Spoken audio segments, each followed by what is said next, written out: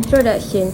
Consumer behaviour is the study of how individuals or groups choose, use, and dispose of goods and services to satisfy their needs and wants. It explains how consumers make decisions with limited income and time to maximize satisfaction. Key concepts include utility maximization, budget constraints, and demand theory, which show how price and income affect demand. Understanding consumer behavior helps businesses predict consumer reaction and create better marketing strategies. I will explain the importance of this concept in real-world economics. We compare two brands, which is Gardenia and Maximo, based on price, utility, and consumer behavior. Gardenia is cheaper compared to Maximo. Both products are close substitutes as they provide similar satisfaction. When the price of Gardenia increases, consumer may switch to Maximo, showing that consumer behavior is influenced by price change and substitute goods. This concept helps consumer make better choices and helps business stay competitive by understanding consumer preference. Utility analysis. Utility analysis explains how consumers choose products based on the satisfaction they get from them. In this study, we compare two brands, which is Gardenia and Maximo. Based on price, utility, and consumer preference, consumers aim to maximize their total utility with a limited budget. Utility depends on factors such as price, quality, taste, and personal preference. Total utility vs marginal utility. Gardenia vs Maximo. Utility refers to the satisfaction that consumers gain from their consuming a product. Consumers aim to maximize their utility with limited income. Gardenia is priced RM3, which allow consumers to buy more love and gain higher total utility. In contrast, Maximo is priced RM5 and may provide higher marginal utility due to the better quality and taste. According to the law of diminishing marginal utility, the addition satisfaction from consumer extra unit decrease over time. So consumers choose a product based on price, preference, and taste. So we are talking about the law of diminishing marginal utility. The graph of total utility increases as the person gets more money, but it increases more and more slowly after a certain point. Total satisfaction becomes maximum. For the marginal utility, the graph shows the extra satisfaction from one more unit of money. The line goes downward, showing that each extra unit of money gives less satisfaction than the previous one. At the point of saturation, marginal utility becomes zero. For the example, a poor person gets a lot of satisfaction from a small amount of money because it helps meet basic needs from like food or clothes. But a rich person already has these things, so the same amount of money gives them a very little extra satisfaction. So in the conclusion, the more we consume something, the less additional satisfaction we get from it.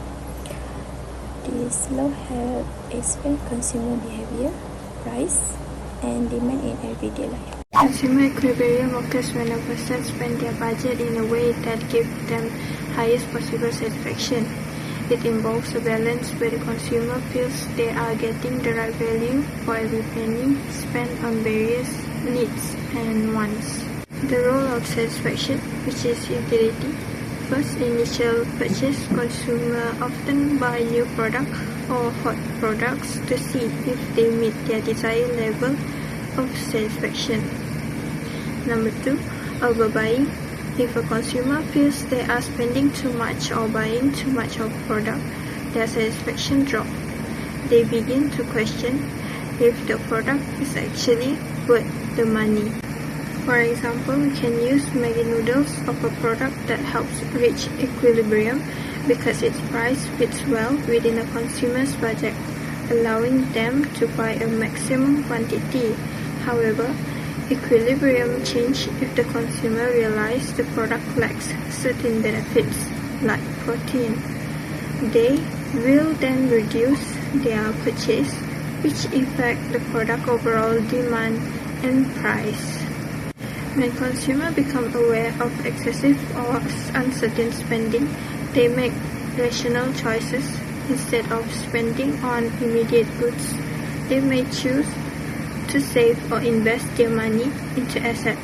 This shift helps them improve their financial level and stability for the future.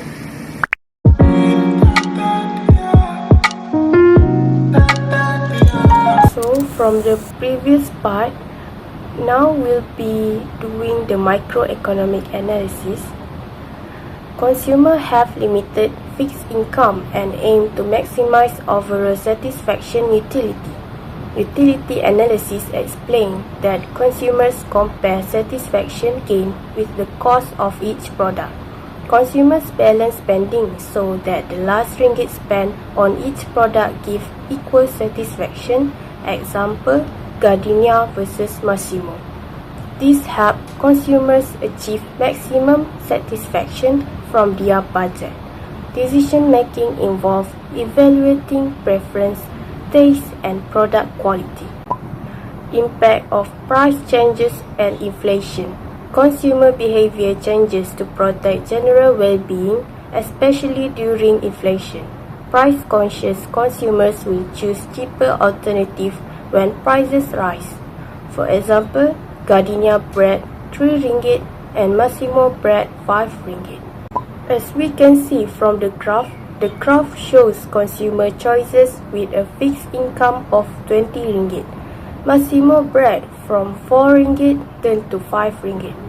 Price increase shift the budget line inward, reducing the number of loaves affordable. And Gardenia bread 3 ringgit, lower price allows consumers to buy more loaf with the same budget. Cheaper bread provide higher utility per ringgit, so consumer will switch to lower price substitutes to maximize satisfaction, especially during inflation. So this impact consumers switch to Gardenia because it offers higher overall utility at a lower cost. Similar behavior is seen with Maggi noodles, where consumers prefer affordable option. So for spending adjustment, consumer will reduce purchases if a product provides low satisfaction for its price. So they can manage finances to meet daily needs and save for future assets. This is done by choosing less expensive alternatives and cutting back on consumption. So for the conclusion, consumer satisfaction is measured through total utility, meaning overall satisfaction, and marginal utility, meaning extra satisfaction from one more unit. It highlights the law of diminishing marginal utility, which states that as we consume more of something, the additional satisfaction will get eventually decrease. To reach consumer equilibrium, people spend their budget on goods that provide the highest level of extra satisfaction, ensuring their money is used efficiently.